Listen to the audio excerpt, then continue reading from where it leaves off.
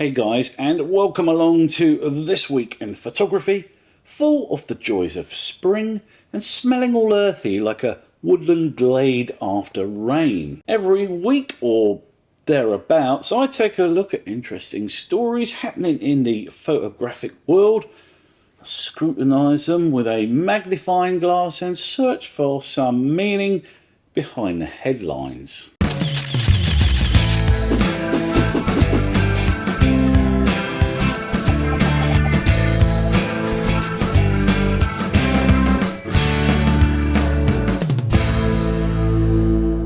And in this week's show, iPhone 14 is here, yet more new DJI drones, Insta launch a new 360 camera, the Instagram CEO admits they went too far with video, and you've heard of Nikon, but do you know Pycon?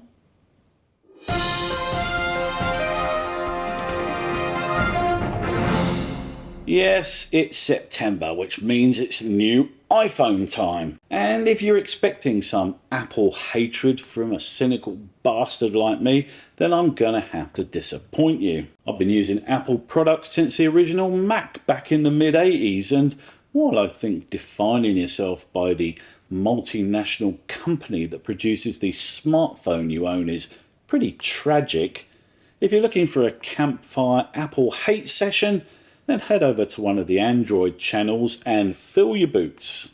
I currently have the iPhone 12 Pro Max, and since I upgrade my iPhone every 2 years, I was paying special attention to the features of the newly announced iPhone 14. And while the tougher screen glass, improved water resistance, always on display and dynamic island are all awesome, we're all about the photography here, so let's talk about the camera upgrades. Apple haven't had it their own way with smartphone cameras for some time now, and Google, Samsung and the other Android manufacturers have released some singularly epic smartphone camera systems over the last 12 months. The iPhone 14 sports a new sensor that's 65% larger than the iPhone 13. Bigger sensors mean more light can be captured, which means better performance in low light and larger resolutions. So the 14 can shoot 48 megapixel images, and just as importantly it can do so in ProRAW, which means you have way more post-processing latitude. Apple have utilised a quad pixel sensor setup for the 14, which means that photos can utilise all 4 pixels at once for quadruple the light input, or treat each of the pixels in the quad array separately for stupidly large single images. You get 5 lens options on the 14, created using a clever combination of the 3 physical lenses and that quad pixel sensor. The main lens has a straight 24mm focal range, the ultra wide lens is 13mm and can function as both macro and straight ultra wide, and finally there's a 48mm telephoto and a 77mm telephoto. When you think we used to have a single lens and camera setup with a 2 megapixel image size, it's staggering just how capable smartphone cameras are just over a decade after Apple released the original iPhone. I like using my iPhone 12 for video too, and it's great to see that Apple have included a 4K HDR mode in the 14, and it's one that operates at either 24 or 30 frames per second. The term cinematic video is so overused these days, but being able to record video footage at 24 FPS is at the top of the bullet list in terms of the requirements for cinematic video. Even with such advanced technology, all smartphone cameras lean heavily on computed photography to produce the best images, and it's often the firmware on a phone that makes the photos better than the next brand. And the feature war between Apple and the other smartphone manufacturers is only a benefit to us consumers as we get more and more advanced cameras in our phones to use in our daily lives. I've put my name down for an iPhone 14 Pro Max, and I intend to go out and put the camera to the test for landscape photography, so watch this space.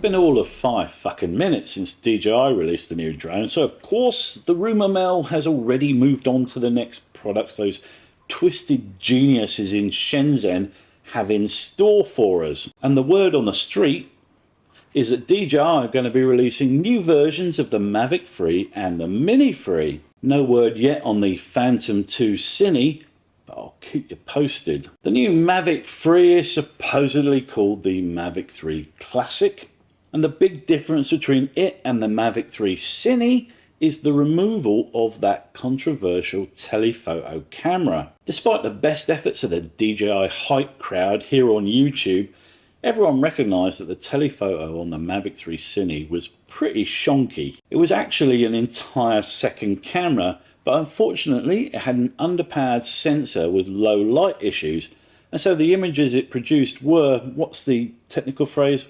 Shit.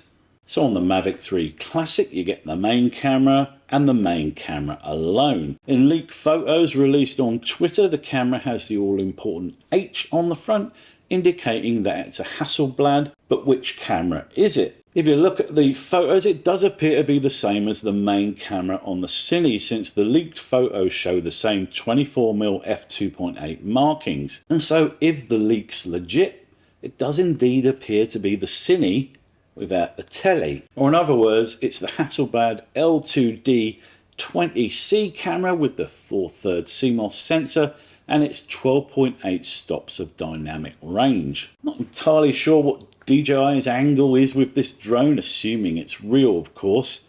I suspect that most people that decided to skip the Mavic 3 Cine would probably prefer to wait for the Mavic 4 instead of buying a reworked version of the 3. But who knows, maybe with the right pricing it'll be a massive hit. And as to this new Mini 3, this is supposed to include the same camera as the Mini 3 Pro, but with a reduced obstacle avoidance sensor package to reduce the costs. The leaked photos look like the new drones are largely finished, so maybe they're already in the hands of DJI's influencer marketing division here on YouTube, and perhaps we'll even see them released before Christmas.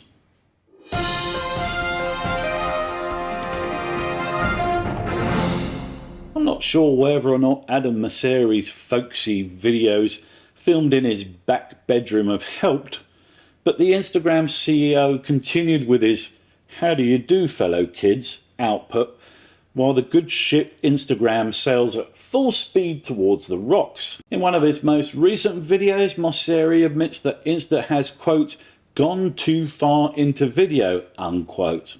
Yeah, no shit, Sherlock. However, he also said that, quote, "photographers are all still relevant," unquote, on the app, despite the fact that in July last year he declared that Instagram was, quote, "no longer a photo sharing app," unquote.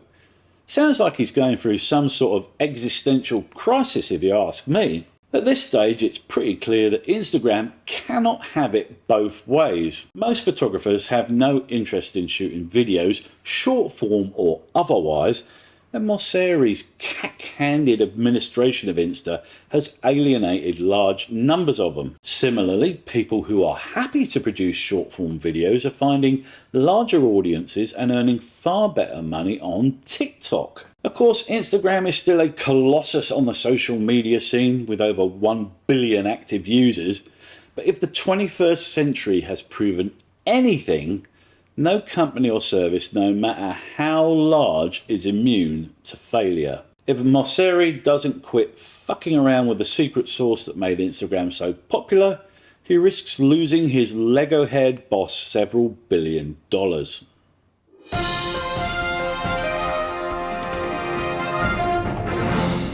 Sure does seem to be the time of year to release a new camera. Hasselblad, Fuji, Canon, Nikon, Sony, they've all been at it. But the newly released camera that caught my eye was actually Insta's new 360 camera, the X3. As these 360 cameras evolve, they're slowly removing many of the flaws inherent with a dual 180 camera lens system that they utilise to create that full sphere goodness. One of those flaws was that even with two lenses, any video you exported was relatively low resolution. However, with the X3 you can now output full 4K first-person video at 30 FPS.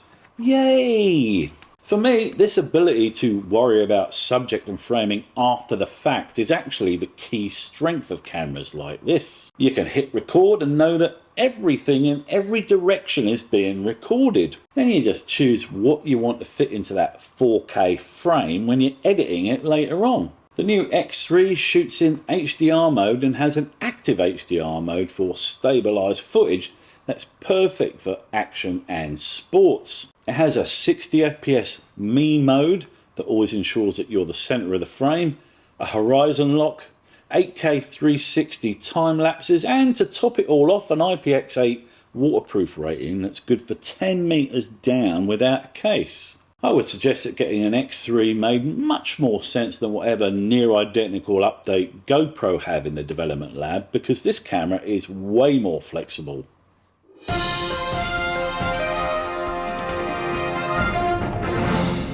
And finally, the homebrew technology scene continues to grow in popularity thanks to kits such as the Raspberry Pi. What was news to me, however, was the fact that the world of homemade, or at least home assembled technology now includes digital photography. Tinkerer Kevin McCallan has created a kit based around a Raspberry Pi that enables you to build your own homebrew digital camera. Nicknamed the Pycon Camera, the digital camera hardware used in this build has actually been around since 2020, but this new kit, complete with 3D printed case, is what Kevin has developed. With a 12.3 megapixel sensor and 1080p video modes, the Pycon's not supposed to take the place of your Nikon, but rather give you some insight into how these devices work and provide opportunities for cool hacks such as computer vision systems. All of the components required to build your very own Pycon camera are for sale at the Pimaroni store, which I will link to below.